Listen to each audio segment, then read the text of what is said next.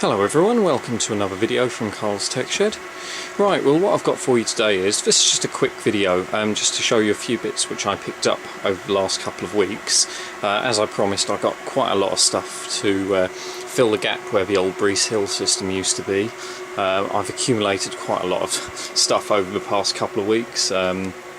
Just quickly, there's a load of server equipment down there, there's a load more other bits and pieces, there's a couple of laptops, but what I want to draw your attention to is a load of processors which I picked up from a car boot sale about a week and a half ago. Now I bought these from a guy at the boot fair who claims he does clearance of big yellow self-storage units when people don't pay their rent and such. So I was having a look through all the boxes and that, and what I came across was an entire tray of gold-topped Cyrix and IBM processors. Now there's 10 in a tray. There's one tray there, there's another tray here, there's a load of old, let me turn that round, a load of old Pentiums and AMD chips. These i960s I pulled out of other stuff. I've just put these in the tray to keep them safe, they weren't included. There's a load of old Pentiums. These are, I think, 133 megahertz, 120 megahertz, and another 133. We've got 166 meg. We've got a load of these AMD chips, these K62s, which are super socket 7. They fit most socket 7 boards, but they go up to, I think the top speed is something like 550 megahertz, which is incredibly fast for a socket 7 board, which would usually go up to only around 233 megahertz with an Intel chip. There's also a load of AMD Thunderbird chips, which were very popular about 10 years ago. I seem to remember having one of these and reading in a magazine that you could scratch away at this with a pencil, and it would allow you to overclock the processor a lot more efficiently. If you look that up on Google, it might actually still be around. I'm not sure, I haven't looked for it, but I think they call it the pencil trick or something. There's a few trays of these old Pentium 3s and Celeron chips. I'm not really sure what I'm going to do with these. I'll probably just scrap these because most of them aren't really worth keeping anyway. They're just really slow and haven't really got any value or use. Now here's another tray of AMD K62 chips which I've got. These vary from 266 megahertz up to 500 megahertz. There's a few Pentium 4s which I've managed to salvage.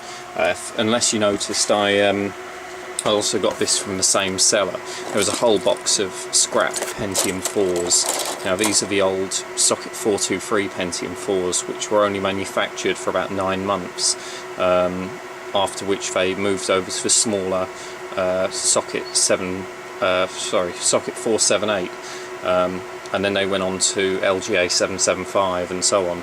But yeah, these are the old socket 423 chips. There's about, I think I weighed them, there's about 4 kilos in there of old chips. Most of them have got either bent pins or missing pins. See, this one's completely knackered. I don't know how it's got like that, but anyway, I've got a load here which I salvaged out of that box, which haven't got damaged pins and haven't got anything damaged, anything wrong with them.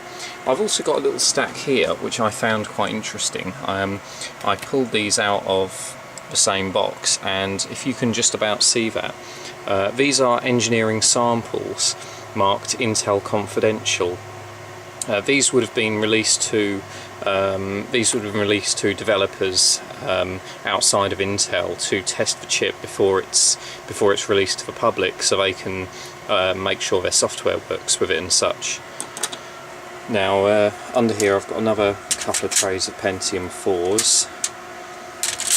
There's a few empty trays here from other chips, which I think these were a few Pentium 4s which I threw in there because even though they were probably working, they were only about 1.3 gigahertz, so there's not really much point in keeping them. Let me just shift these over here. Again, I think all of these are just old P3s and Celerons, that sort of thing. Let's just pick one out at random here. Celeron 1000, so it's a 1 gig Celeron which has no real use or value.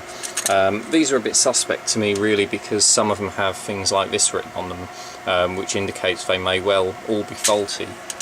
So what I'm probably going to do is all of the fibre type boards, I'm going to scrap these. Now these I didn't actually get from the boot fair. I bought these on eBay from a seller who was selling a server, and it was up in Northamptonshire or somewhere, so I couldn't be bothered to go up and get it. So I simply asked him to remove the processors and post them to me, so he was kind enough to do that. I think I paid about 20 quid for the server and the delivery on these chips, which was an absolute bargain, because considering these are probably worth about £30 each just in their gold value, I've decided to hang on to these as an investment, because over the next few years, as more and more of these get scrapped, as the price of gold goes up, CPU collectors will be willing to pay more and more for them. So I've decided to hang on to these for now. The same with the Intel Confidential chips, I may well hang on to them. But all of those chips in that box there, and most likely most of these chips here, I may well scrap these, because I don't know the history behind them, and there's not much point in keeping a load of processors if half of them are not working, and especially when they're only 1 gig Celeron chips. But well, thanks for watching this video. I'll have a few more videos up soon. As I say, I've got all of this stuff here to go through. I've got all this stuff which I've accumulated over the past few weeks. There's an interesting oscilloscope down there. There's a bench multimeter which is valve controlled and has some Nixie tubes in it, which should be quite interesting to tear down. And yeah, I'll have to see what I can do with all that. Well, once again, thanks for watching, and please subscribe, keep leaving comments, and I'll do another video soon.